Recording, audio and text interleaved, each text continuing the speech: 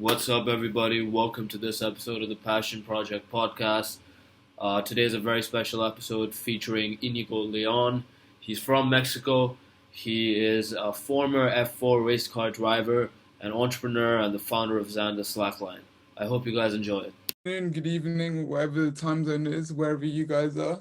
This is another episode of the Passion Project podcast, and as promised, we have an entrepreneur with us today. His name is Iñigo Leon. He started a company called. Sorry, could you just remind me of the company? I'm sorry, I just blanked on this. It's called Zanda. Zanda. And it's like a slackline free range everywhere workout kind of package with the slackline and other tools that you can use to work out wherever you want in the cities or whatever. So because it's something that's probably especially useful during like lockdown stuff, you can't go to any gyms or something. So yeah, and he's also in our course as well. He's one of our course mates. So welcome Inigo. Okay. You mentioned you were into racing. What, like go-karts?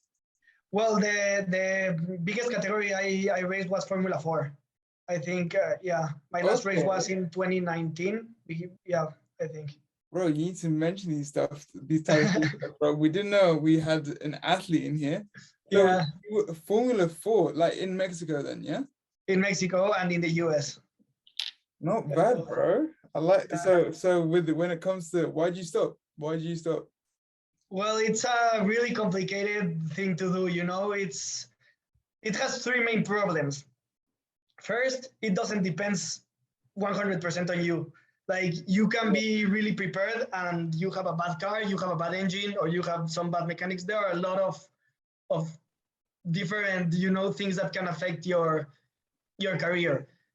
Then it was so stressing. Like I had to go to school, then to the gym, then with the psychology, then to train, so it was a really intense lifestyle that I didn't have time for anything else, And also it's a really, really, really expensive sport. So you have like, limited resources to prove yourself and everything. And then like, when I was getting to the decision to keep racing or keep studying and go to university, it was a tough decision, mainly because of that. Yeah. You think you made the right choice by going to university? Yes, I think so, because sometimes people ask me like, do you think you could be in Formula 1, if you didn't left racing? Yeah. And I say, if I didn't leave it, I definitely will be in Formula 1. Why? Because if I left it was because of something, maybe the desire I had wasn't enough to reach another category, So I don't know if I would stay there, if my decision was staying, maybe it was because the desire was enough to accomplish some goals, You gotta be very passionate about it. You gotta be obsessed with it, and then obviously that drives you to go forward and to rank up and then go to F1 eventually. But if you're not feeling it, then you should definitely choose the other option, which you did. Yeah, like I was really passionate about it, but then when it comes to see the pros and cons, the sacrifices you need to do for the reward you can get, then it's a tough decision, like. Yeah, because I saw when you replied, I saw that there was a kind of bit of you, like you didn't directly reply. Like, I feel like, was there a part of you that kind of regrets it? Do you kind of regret not continuing? If you asked me this 1 year ago, I wouldn't tell my story, but now I have overpassed it. No, yeah, there's a part of me that still regrets it. Mostly, I don't know. Have you seen the Formula 1 TV show on Netflix? Yeah, of course. Okay, it was really difficult for me to watch it. Because, I can imagine, bro. I can imagine. Because you see the drivers so close, or you see them doing things that I used to do, like their gym routines, their eating routines, their trainings. Yeah. It's so you relate a lot, and it's like how I cannot be there. At the beginning, it was really hard to speak about this topic. Now, well, over time, I think the decision was the correct one, but I don't know, it's hard. Sometimes I tell like life you need to run in life because now I'm 19 years old, and maybe the thing that I like the most is now impossible for me, or something. Yeah. So doors close really quick. So you need to move fast, don't think it, That's why when I left racing, I was like, okay, let's move to something else. I started selling the Spikeball things. When I finished the Spikeball things, I started the Slackline things. When you need to. Yeah. Wait, you mentioned the Spikeball thing. How was that? How was it successful? It was really successful. That's how we're financing all our Slackline things. So yeah, It was really successful because, well, Mexico adopts a lot of U.S. Culture, like. Friends, yeah. So it's really getting really popular in the U.S. and, well, that means also in Mexico. And we were the first ones to sell it in Mexico, I think. Okay. So yeah, it was 1 year and a half that we were selling Spikeballs to the whole country, like just shipping and delivering them. And does your brand still exist? Does your brand? Yeah. I was selling Spikeball, the brand Spikeball. Oh, it's called Spikeball. Yeah, the brand is Spikeball. Okay. It's like the most popular one, and the sport is called Rounded. And are you still getting revenue from Spikeball? I have still sold some kits here in Madrid because I have a lot of things to do with Spikeball. I'm an ambassador of the brand. Then I'm part of the official organization of the sport in Mexico. So yeah, I kind of get good discounts and so when people want some kits, Yeah, and again, like. But the brand is not mine. The brand is not mine. Like a net in the middle. There's a net that's kind of bouncy, right? And then you have a ball. It gets very intense. Intense. I've played it before, and that it gets and like the risk of injury as well, because when you go a bit too hard, I've done that before. It's a cool sport. But just to get back to the racing, bro, I personally love racing. I like Formula One and stuff like that. Okay. And just for like guys, for perspective, if you Google, we're gonna maybe put a picture up of a Formula 4 car. This is not like a small boy car. Like these look like real basically Formula 1 cars. Yeah. So did you have like sponsors and stuff as well? Yeah, I managed to raise 5 companies as sponsors. Most of them, they are only in Mexico companies. There was a bank. There was a company called Protoplas that they sell in Latin America a lot of water-related things, like pipelines and stuff like that. I had also a car agency, car reseller. Yeah. Company, and I had a hotels company. Yeah. Did you ever meet Checo? I have like not been with him like talking, Yeah.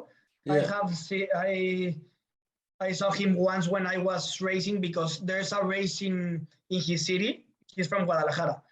There's a really huge karting race in Guadalajara that he always goes there. So I have been with him sometimes in that race. And also he lives in Madrid, by the way.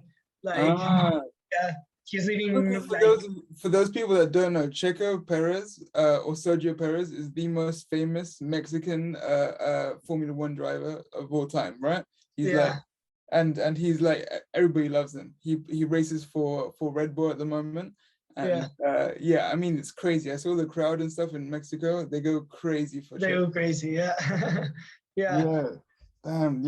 And especially now, because like F1 is getting so big, I feel like Netflix made such a big difference.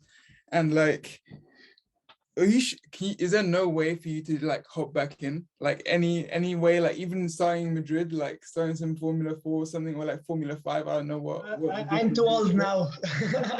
Okay.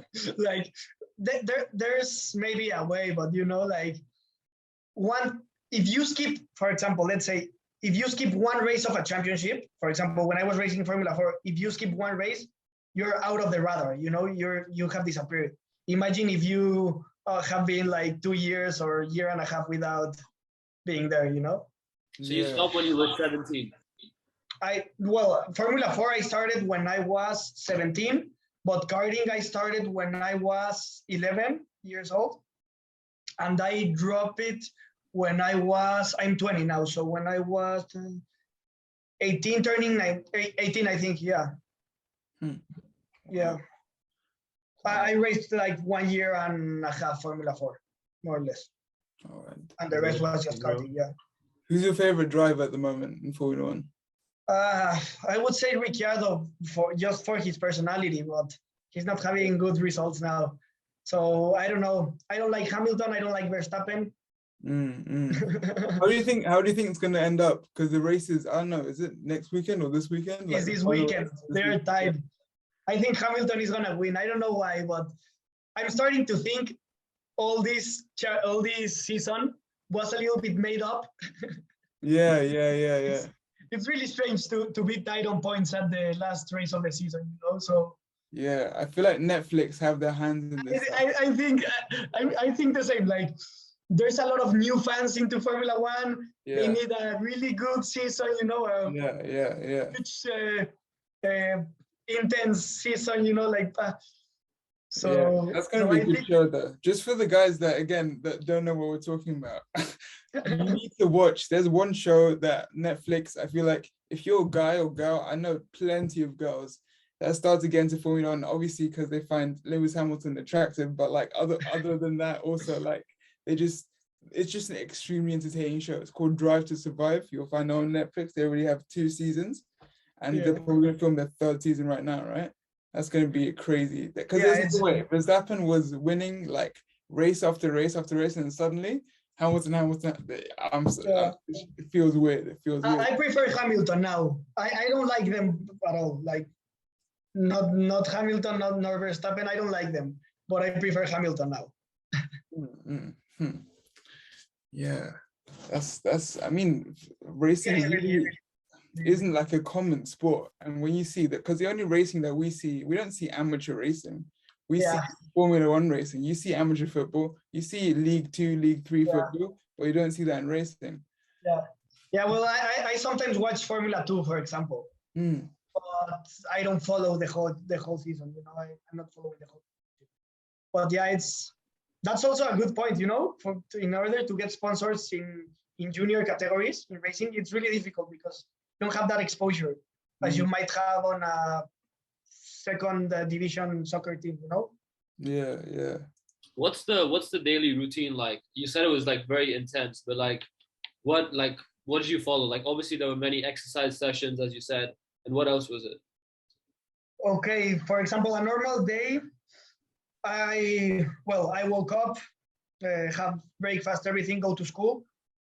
I started school at 7:30 a.m. Then I went back home like around 3 p.m. I had lunch with my family.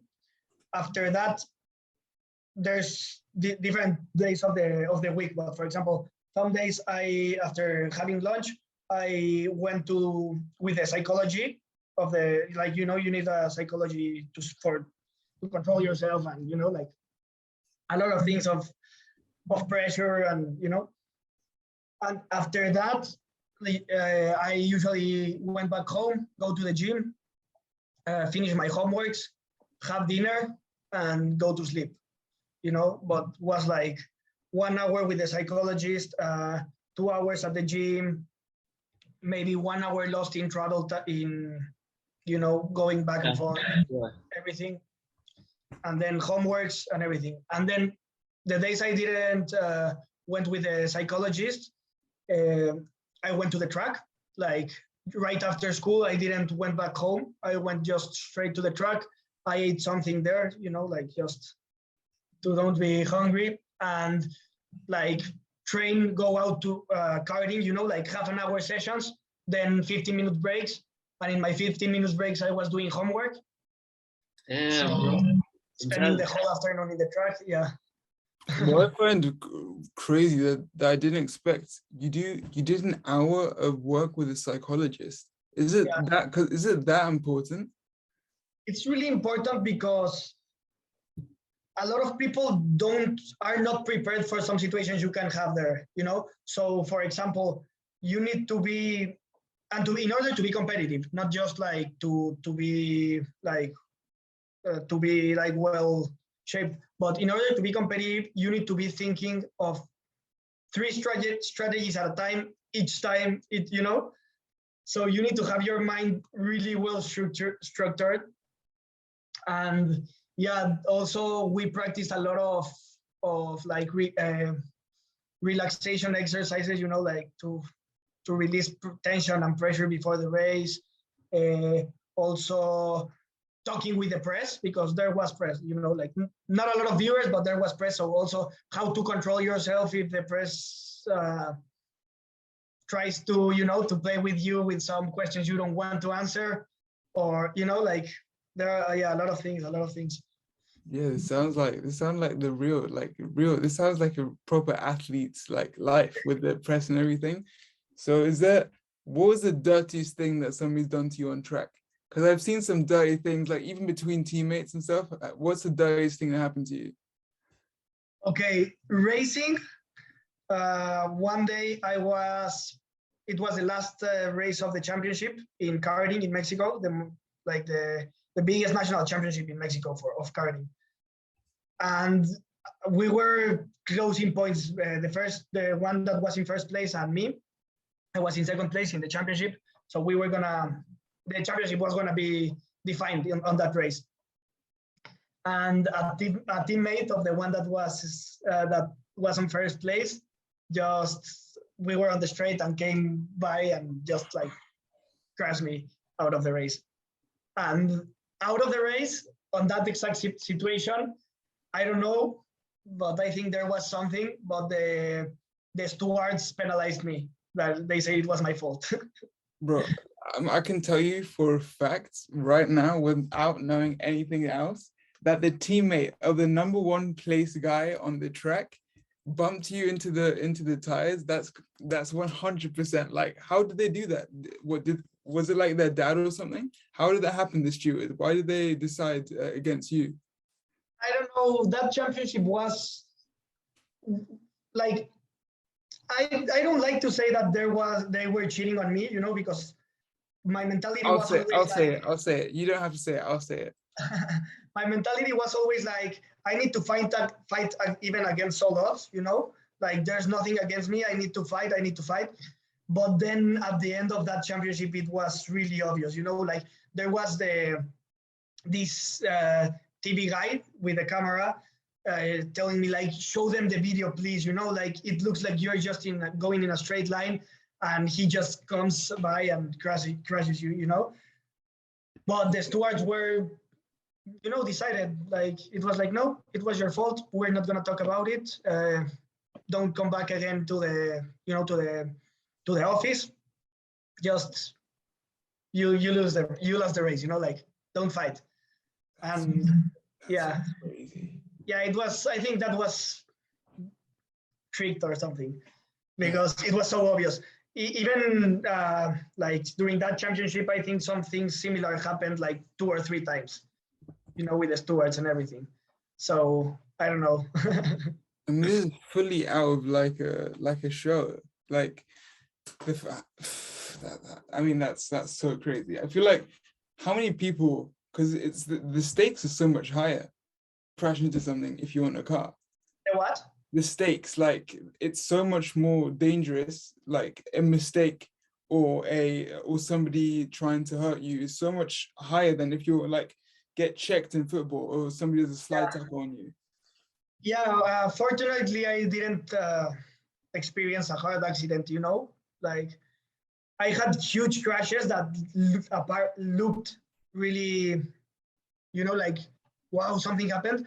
But now the technology is really advanced. Like, well, you can have the bad luck, and you know something can happen to you, and you need to know that. But now, like, the technology is really advanced. You have really good helmets, really good equipment, really good everything. You know, like the cars are designed so you don't get hurt. You know, So yeah, I don't know the chances of having something like, for example, in Formula 4, I have crashed at around 200 kilometers per hour, against a wall. The car was destroyed because that's the point of it, but I came out in one piece, That's crazy. without having anything. Like 1 hour after that, I was racing again. Any fire, any explosions during No, any I of the haven't crashes? experienced that. You Okay. have, for example, in the cockpit, you have like some fire extinguishers to pull. Like if you see fire, there are some buttons you can push, and everything, like starts throwing. I don't know what's the product, but like. Is that you, bro? Yeah. Yeah. No way. Celebrity. No We got a way. celebrity. Yeah, that was one sponsor, Rotoplas, the one I tell you about the water thing and everything. That's good. Yeah, and bro. the one we need to see you modeling. I mean, you handsome boy. Oh, is this for a water company? That's for the water company, yeah. Piloto. Wow. I mean, bro, you're so brand friendly. This is crazy. Is that you as well? Wow. Oh, damn, bro. Boys and girls watching, this is a real deal athlete that you go to uni with, or that we have on the podcast right now. This is wow. This is I mean, do people know that you were an F4 driver? Well, I don't know now, but before Okay, that yeah, we'll see. So definitely some people know when we upload this. Yeah, bro, you're gonna get famous in the uni. That was like my life, like everyone in Mexico knows me because I was like, that's my tag, like Inigo, race car driver. Yeah. But now here, like things have changed. Entrepreneur and former race car driver. Yeah, it's really cool. We need to go karting one day. Oh, man. I went karting. That used to be like a tradition every day, every year. Like I think during primary school, when I got my reports at the end of the year, we would go. Me and some friends would go karting together, and I enjoyed it so much. Just like because you can there's not that much that can happen. It's like grass everywhere else with the karts, obviously, and it's just going super fast and stuff. It's just I mean, I don't know anybody that doesn't enjoy karting. It's the best sport. I don't know. It's the best thing to do. I don't know. Yeah. Wow. Yeah, I wanna ask like a question, because you obviously were a former race car driver. So something for the viewers, like what was the biggest life lesson you learned from all your years of training? Because you were like an actual athlete. So what's like the greatest piece of advice? There are a lot of lessons. Like it was a really valuable time, valuable experiences. For example, in the business side, I say like dealing with sponsors and with huge companies. It was a really good experience, because I was like, the process of looking for sponsors was like me making my PowerPoint presentation, calling random people to see if we can have a meeting, and then presenting my project with them. Like, I need X amount of money to raise. This is my project. This is my marketing campaign, that it was me posting pictures on Instagram, This is what I have. I would love to you being my sponsor, So I was dealing with really experienced people in different sectors, in finance sector. So I needed to convince them in order to have a good finance strategy, because there are also some legal tax strategies through sponsorship. Mm-hmm. Also, I was dealing with really good marketing managers, So I was like having a lot of experience on that, on how to sell yourself, how to build up a curriculum, a presentation, and everything. Something. And that's more on the business side. On the like personal growth or mentality side, yeah, I would say that, I don't know, like everything can happen. And for example, these years helped me a lot on having a routine.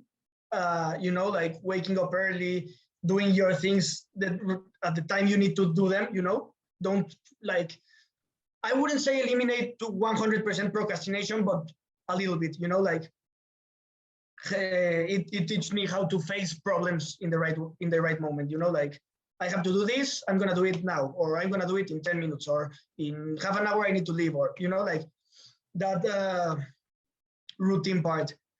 Also, that you need to, like, for example, I remember a race where I didn't have the fastest engine on track for sure, because I had a broken engine on a practice and everything.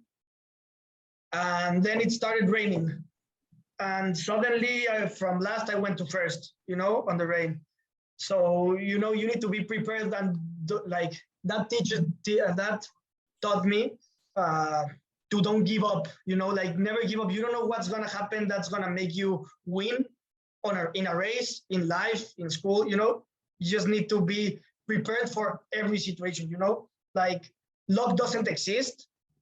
Luck is just when, you know, you're ready for when the opportunity comes, you know, like. So that's also a good learning I obtained from that. Yeah, I mean that's a great way to put it, man, for sure. This is I feel like this is also very actionable for the listeners as well, because at the beginning of this interview, just before this, I thought, what, this is my classmate, like what's gonna happen from this, like what could be interesting, like this is properly, like this is something that first of all, it's quite shocking that I don't think I've ever met a racing driver. I feel like this is a complete different level of like experience, like a completely, most people don't have this type of experience because there are many different types of experiences, right? But like in a high stakes, highly competitive just environment, and in a sport where there's so much just emphasis on just finding the most efficiency possible, there's not really much and also being able to control as much as possible about what you can control. Because I mean, if you have a bad car, if you have a slow car, then you need to make the most of it. Because I remember there's something Michael Schumacher, he said that he always had the worst car, but he was the best driver. So when he got to the best cars, he's obviously, I mean, he's the greatest of all time, right?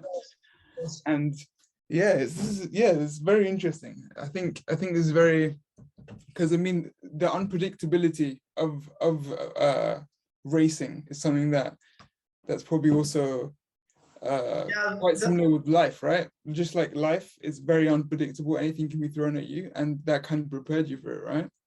Yeah, with life and, for example, with entrepreneurship, I think it's really related, because I don't know, I don't want to say that you don't have this in other sports, but in racing, you have more than 1,000 factors that can affect your results. 100%. Yeah. Like tires, tire pressure, air conditions, altitude, weather, mechanics, engine, gasoline, driving, exercise, you know. So there are a lot of factors that I think, for example, if you are gonna run a marathon, there, you know, you're not dealing with so many factors. So I think it teaches you a lot, like to be ready for everything with what you have, you know, like I have this, I need to be ready, and maybe something happens, but I need to be ready if something that's not depending on me, it's gonna happen, you know, like, I don't know, and it also gives you a good lesson about like, don't putting all the pressure on you, because sometimes it's not you, you know? Yeah, man, sure. Yeah, so I think we're nearing the end of the podcast, and there's something that we always do at the end of every podcast with every guest, and it's called a rapid fire round. So basically, we're gonna ask you 20 questions, and you're gonna have to answer them as fast as possible, and we're also gonna time you. And after we time you, we're gonna put you on a leaderboard based on your time. So the fastest one is obviously at the top, and the slowest one's at the bottom. Okay, what are the questions about? It's gonna be a surprise, bro. Surprise. Yeah, exactly. But we also just tailored them because we didn't know all this before. I've been writing down some questions, stuff like that, because this is all very impromptu. So you'll be, I mean, come on, like you're young, you need to be beating. I'm expecting you at least No. I'm expecting you to come first place. So you better do. You gotta this. come first, bro. You gotta get your competitive side out now. Like you're going against your ex-professors, well, your current professors, and a couple other people. You need to show them who's. You'll be fast, bro. As fast as possible. Okay. Cool. Are you gonna time this one? I'll time it. Yeah, I'll time it. I'll start with the first one then. You're gonna be the youngest person that we've done this rapid fire question with. Okay. So let's go. Okay, wait. Say 3, 2, 1, and then I'll start. Yeah. Just so he knows that we're not cheating him. This is 0, 0, 0, 3, 2, 1. Favorite subject at uni? Corporate finance. How many internships did you do? 2. Fave Madrid club? Liberty. Biggest achievement?